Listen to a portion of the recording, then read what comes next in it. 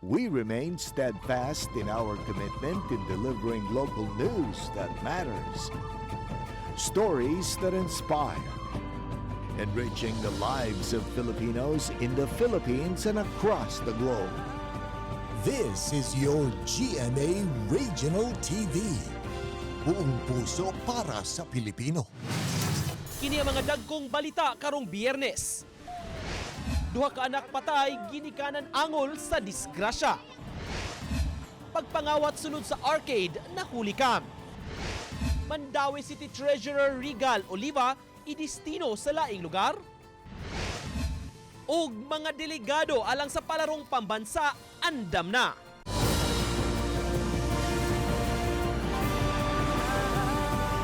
Kini ang GMA Regional TV Balitang Disdak.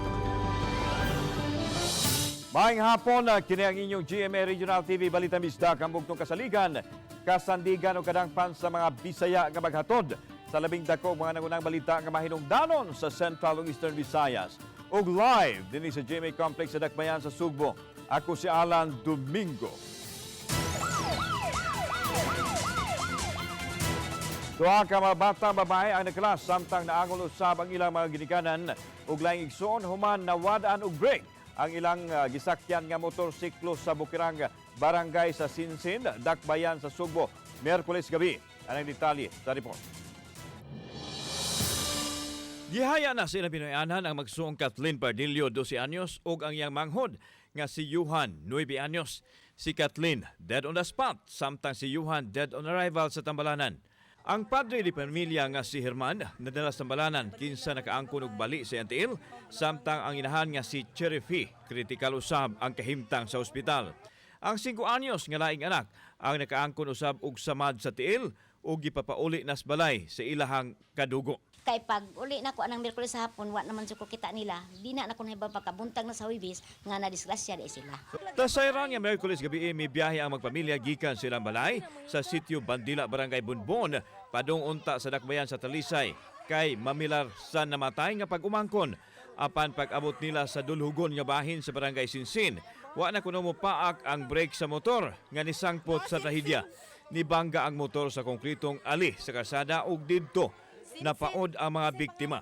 Na what ang gina sila break gikas babaw kay doon na nagpadungal to nga pick up akong ipungutana nga dong nakabantay magdisgrasya sa ilagon salalan sa wala man noy pero doon ako nabantayan nga naninggit og tabang nga motor. Naabtan sa balitang bisdak ang mga pulis nga nagambisigar sa nahitabo subay usab sa mando ni Cebu City Police Office Director Ireneo Dalugdog. Giklaros kapulisan nga wa ma-report dayon sa ilang buhatan ang nahitabong aksidente sa Mountain Barangay. Reminder lang no sa mga lalo na sa mga nagmumotor, ngayon ay palaging umuulan, madulas ang daan, lalo na doon sa mga far-flung area, sa mga bundok na kailangan nating magdahan-dahan sa pagpatakbo at saka i-check natin yung kondisyon ng ating mga motorsiklo. Nanawagan karon ang kabanay sa mga biktima og tabang aron magamit sa pagpahiluna sa mga namatay ug pagpatambal sa mga anaa sa Tambalanan. Kinsa tong dunay mapulukon kasing-kasing maluoy sa pamilya nila ni si Rifi. Kung mahimo mangayo mig tabang mag-gobyerno man, ma-private man, o ma-public, kadunay mulawanong kasing-kasing ang ihangyo nga. Matulong tas nagtabang sa pamilya kay nagkinahanglan kung may tabang karon. Mga ilamig ka ng gamay nga tabang, sigon lang sa ilang kuan sir ba ika-afford. Kauban si Clover Lumayag, ako si Alan Domingo. Balitang Bisdak.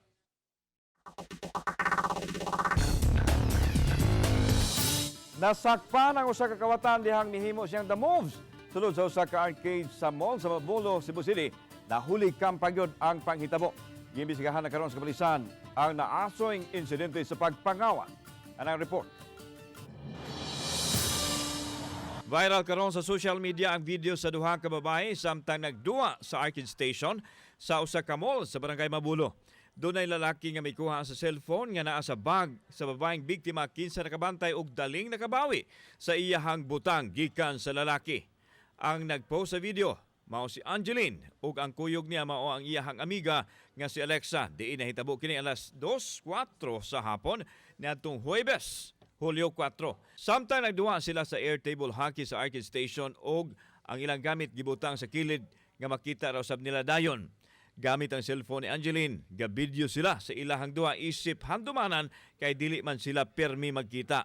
Niagi ang lalaki sa nahimutangan sa bag ni Angeline og gamit ang foam isip tabon dihang gikuha niini ang cellphone.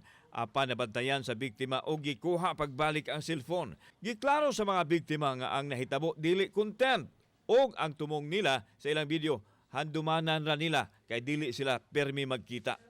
Gireport sa mga biktima sa counter sa arcade station ang insidente, nga hapit sila makawati o gihatag usab nila ang video. Kuot niya akong bag na makuha ang cellphone. Moto, gisunod na ko siya niya. Ako din bawi ang cellphone anak ko. Kuya, niya kanang moto ni yung gihatag niya siya. Ay, sorry. Niya yung gibutang tong bangko niya siya. Sorry, nag-post ni for awareness, pero giingan mi nga for content daw, kaya naka-video daan. Ang purpose sa video, ma'am, is to kanang for memories kay kanang dili magumita taga Cebu. Gipaimbestigahan na karon sa Cebu City Police Office ang panghitabo human. Makita ni Colonel Ireneo Dalugdog ang viral video sa pagpangawat. Tinguha nini nga mailhan ang suspitsadong kawatan.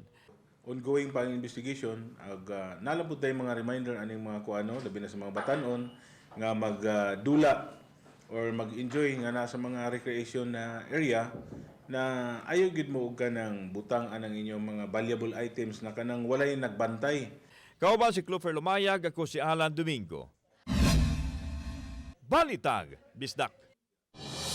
Gipasalig sa siyudad sa Mandaue, magpadayon ang mga lakang himuon aron masulbad ang problema sa baha. Lakip na kining pagpahawan sa waterways o pag-relocate sa mga apektadong residente. Ang report ni Nico Serino. Sa Historiata Forum sa Mandaue City, natuki ang gihimo sa pagsulbad sa baha ug pagsigurong luwas ang komunidad. Usa sa na-highlight ang sitwasyon sa sitio Pagatpatan sa Barangay Paknaan sa komunidad Tapad sa Sapa. Sa maong lugar, gi-establishar ang relief channel o kaagian sa tubig, labi na kung kusog kaayo ang volume sa baha. Kahinumduman, may nahitabong halapad kaayo nga baha sa maong dapit, kundi ubay-ubay nga mga panimay ang naapektuhan. Sa pagkakaron, sa moabot 200 ka mga households, mayoriya na ang napa-evacuate og laing lugar. May mga 20 na lang nga gikinahanglan pang ipabalhin. Kana siya nga area, wa siya tubuhi og mangrove ba.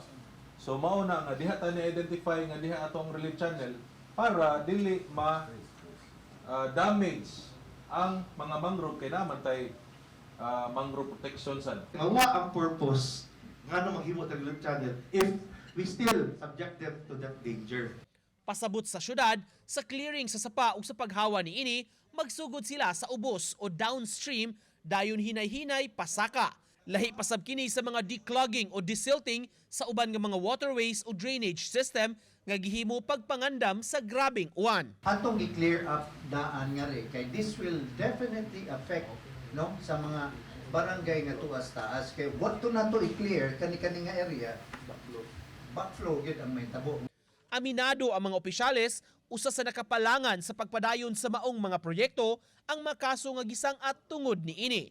Apan gipasalig sa mayor, wa sila mahulga niini, sanglit ang gihimo nila alang mansab sa kaayuhan sa tanan. Uban ni Godfrey Relien, Nico Sereno,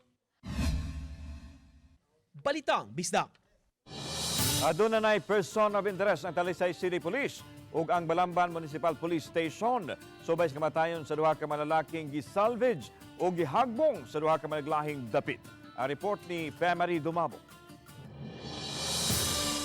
Pareho ang gisunod nga person of interest ang Talisay City Police ug Balamban Municipal Police Station. Sa ilang pasiunang investigasyon, nasuta nga suod nga managigala ang duha ka mga biktima. Mato di Police Lieutenant Colonel Epriang Paguyod nga may nakasaksi sa mga tao nga bikwa sa biktimang si alias Dado diya sa barangay Basak Pardo sa ilang panimay nitong Biyernes sa tungang gabi. Mo nakadto ang katapusan nila nga pagkakita sa biktima nga buhi pa. Nasuta sa kapulisan nga kaila ra ang biktima ug ang person of interest. Nabangalan ang patayng lawas ni alias Dado sa Pangpang sa Barangay Manipis sa Dakbayan sa Talisay. Sa tinitingnan nating angle ito, no, yung involvement po sa illegal drugs activity ng ating biktima at the same time po yung ating person of interest. So kung makakuha na po tayo ng mga statement po ng ating mga witnesses at saka complainant, ay baka pwede na nating ilipit na suspect na po yung person of interest natin. Samtang Biyernes sa hapon matod pagikuha sa wa mailhing lalaki si alias Franklin. Kaysa unang nabangalan nga patay na sa Barangay Prensa lungsod sa Balamban. Ang biktimang si alias Franklin ang taga-barangay Basak sa Nicolas. Parehong usa sa gisubay nga motibo sa kapulisahan sa krimen nga nalambigit si legal nga drogas ug paghupot og mga dilisensyadong armas ang duha. Allegedly, sa atong information na nakuha, itong si Talisay o si Balamban ay mag-best friend. Initially na ma'am, no? Pero let us wait siguro kung anong kita magawa sa atong investigation. Nakuha na silang mga kabanay ang patayng lawas sa duha ka mga biktima. Uba ni Cleofer Lumayag ug Rod Prado, Femery Dumabok. Balitang Bisdak.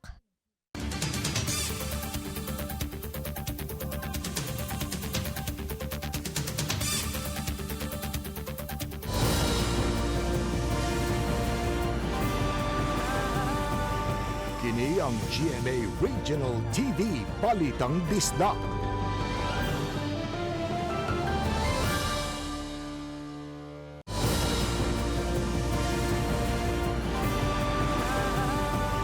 Kini ang GMA Regional TV Balitang Bisdak. Aron mas mapaduol ang tabang sa mga mag-uuma, nagbutang og extension nursery ang Dakbayan sa Talisay sa Bukirang Barangay sa Manipis. Ang report ni Femery Dumabok.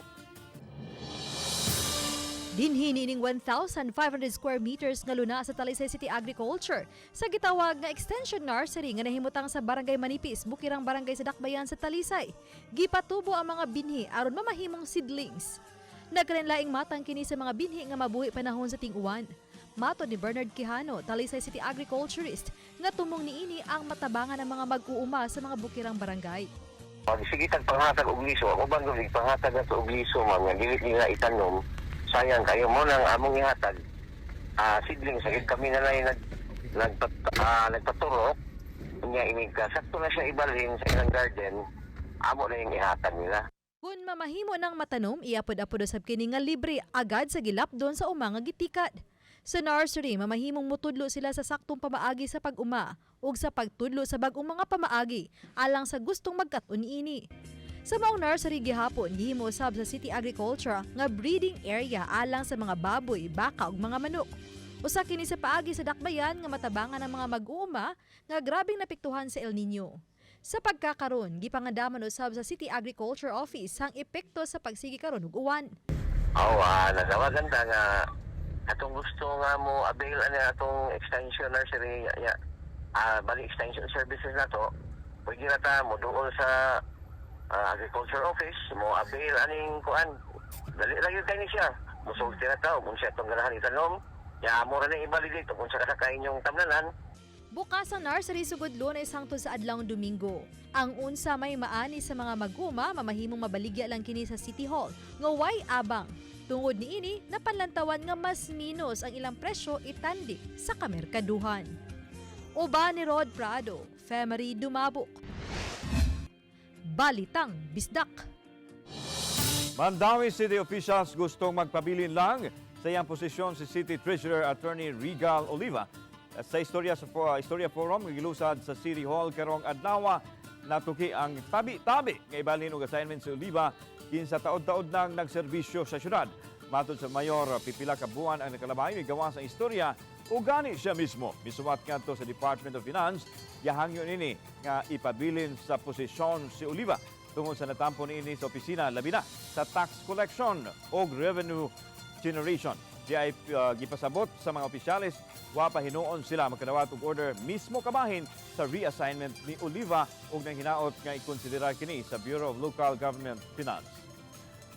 Sa iyang pagka City Treasurer, maayo og dagan dunay synergy between sa sa local chief executive o sa city treasurer. Because of that synergy, ang atong collection ni taas. We've spoken with Attorney Regal, ni-contact na niya ang kuan nga naagyoy directive nga ibalhin siya. We hope it's not true because wala pa man nakadawat po to any document. But nako kayo ang loss sa Mandaue.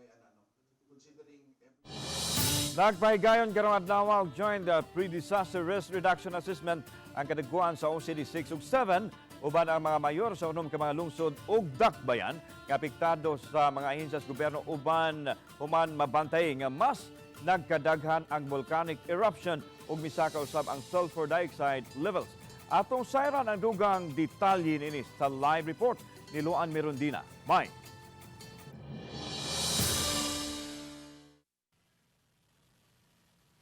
Lansumad karong adlaw usa ka buwan ug duha ka adlaw na sukad mibuto ang Mount Kanlaon ug matud sa mga eksperto mas mitaas ang mga aktibidad niini.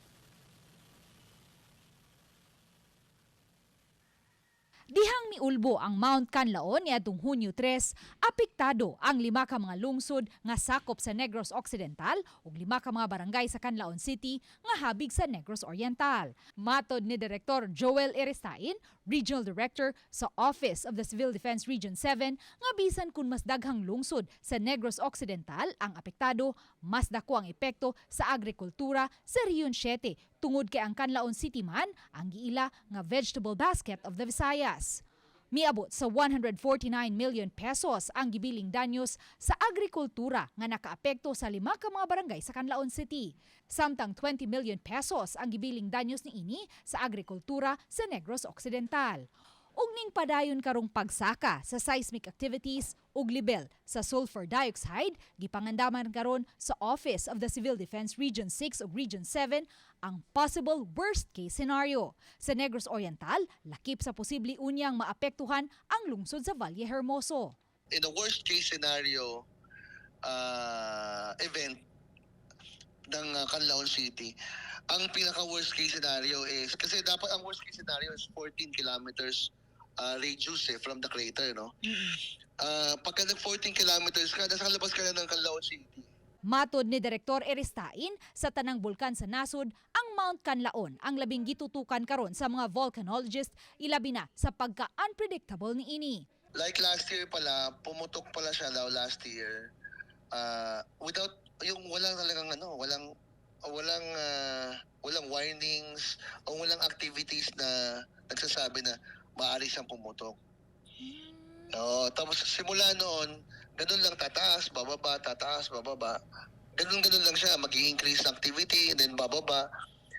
Sometimes even sending false signals. Hinoon matod sa OCD 7 Director, sukad mibuto ang Mount Kanlaon niadtong Hunyo 3, wala biyae sa mga personnel sa OCD 7 ang ilang command center sa dapit aron magiyahan ang mga personnel sa local ug city disaster teams. Nakig-alayon usab karon ang OCD 7 sa lokal nga kagamhanan sa Valle Hermoso aron kini mamahimong usa sa mga staging areas habig sa Negros Oriental. Ang natalang 3,779 tons sa sulfur dioxide emission kagahapon ang labing taas nga natala sukad Hunyo 3. Samtang ang 67 ka mga volcanic earthquakes ang ikaduha sa labing daghang volcanic earthquakes nga nasinati sukad Hunyo 3. Lan sunod semana posibleng mopahigayon og Joint Response Cluster Meeting ang Region 6 ug Region 7. Lan? Okay, daghang salamat, Luan Mirondina. Sa buot mamahimong kabahin sa nagunang leading broadcast network ng GMA Network, anay mga bakanting trabaho alang kaninyo.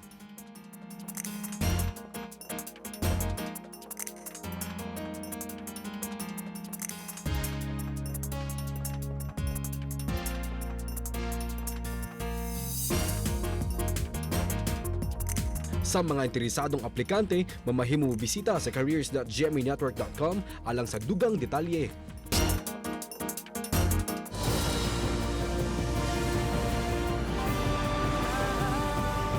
Kini ang GMA Regional TV Balitang Disda.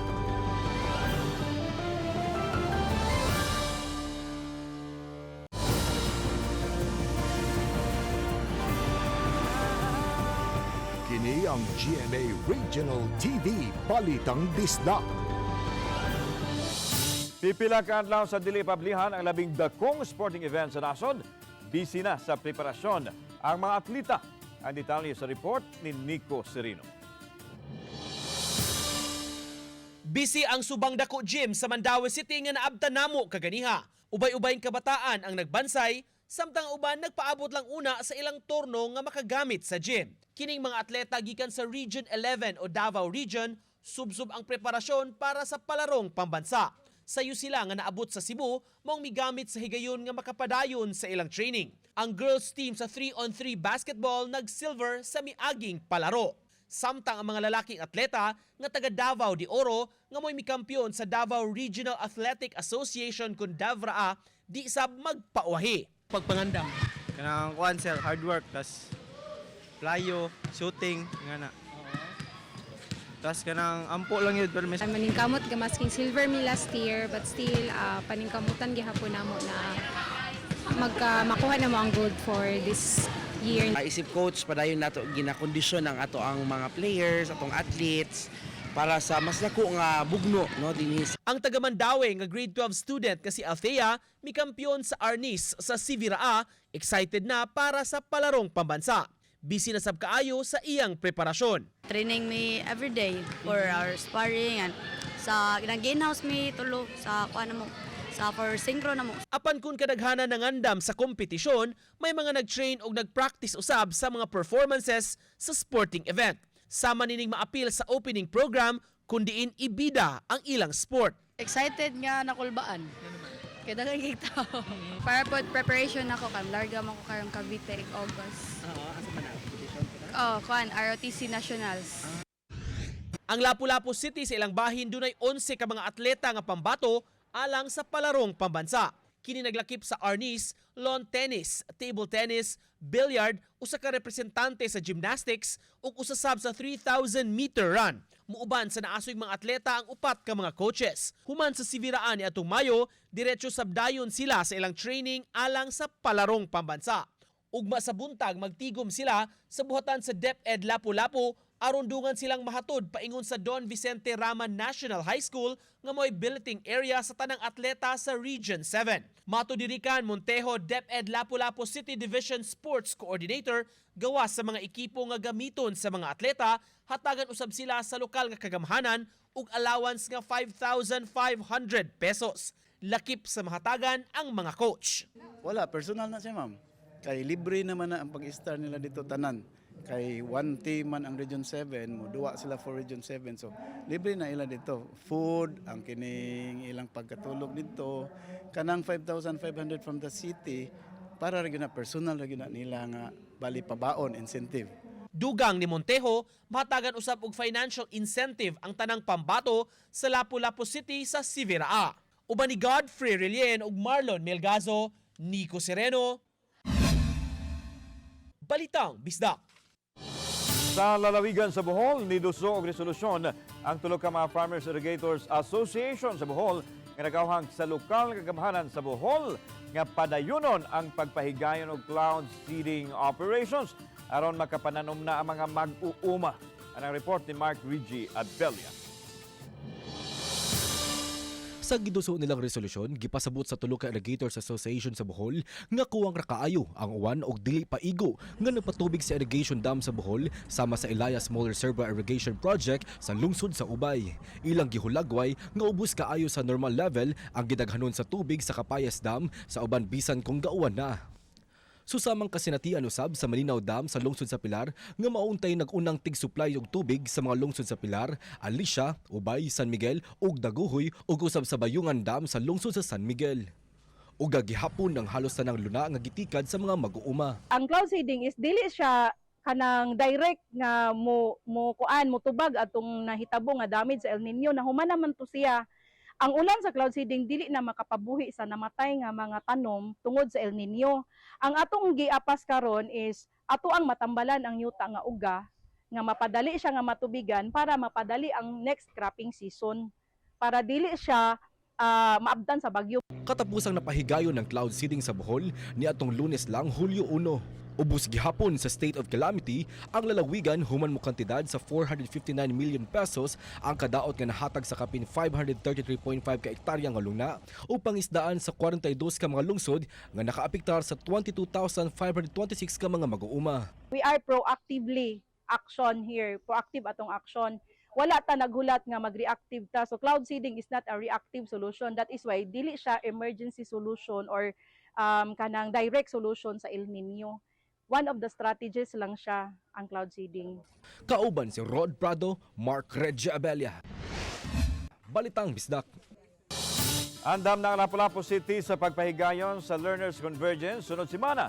Kanina gipahigayon ang mass final orientation uban sa masakop sa technical working group.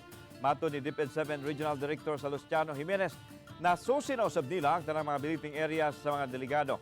Si DepEd Assistant Secretary for Operations Dr. Dexter Galban nibutyag nga kini nakaroon ang ikaduhang tuig nga gilambigit sa DepEd ang mga student leaders sa pag-umol sa mga polisiya o paghimo og mga proyekto. Sa miaging tuig, ang panginahanglan sa mas maayong mental health program ang giduso sa mga student learners nga unta mahatagan og aksyon sa DepEd.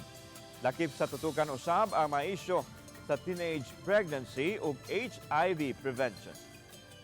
We have actually responded to that by heavily investing in mental health interventions. We have established a mental health and wellness unit in the Department of Education, and we're rolling out programs for such.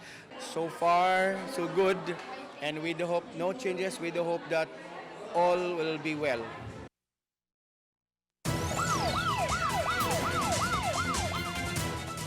Ginagop sa kapulisan ang usa 48 anyos nga babae humana sa sakmitan sa kapin usa ka kilo sa giduang illegal nga drugas nga nagkadidad og 7.1 million pesos. Nahitabo ang bypass operation sa Police Station 3 sa Cebu City Police Office alas 3 ganyan kadlawon sa Barangay San Roque, Cebu City. Bato ni Police Major John Leonard Yango, ang hepe sa Waterfront Police Station, nga tulo ka semana gipanidaan sa ilang mga operatiba ang suspect. Migawas ang pangan sa dinakpan sa gihimong follow-up operation sa Station 3 po Manila masikop ang usa ka high-value individual niadtong Hunyo 17 kinsa nakuhaan usab og usa ka kilong shabu.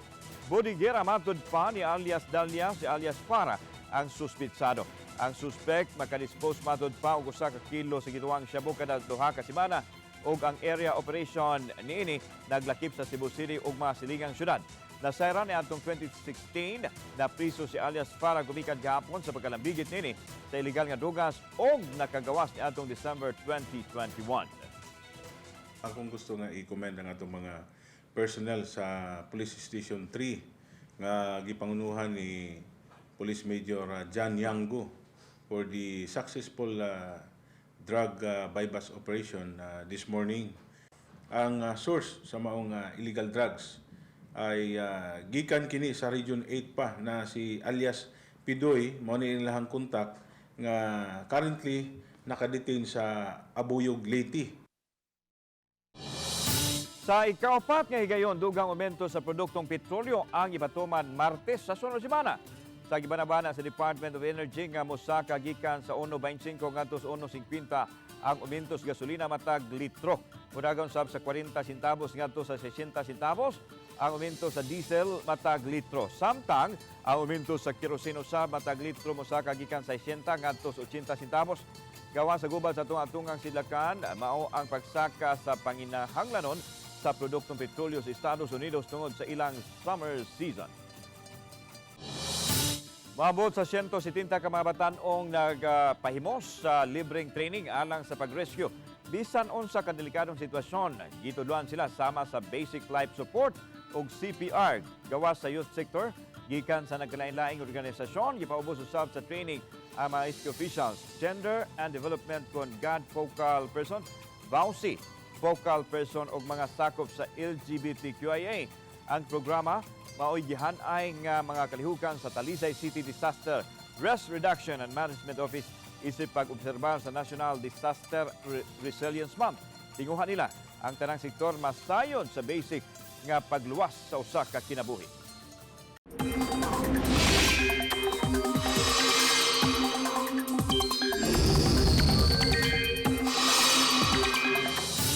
Sa labing uwahing kinabuhan sa dagan sa panahon, uwanon ang daghang mga dapit sa nasod tungod sa Intertropical Convergence Zone kon ITCZ.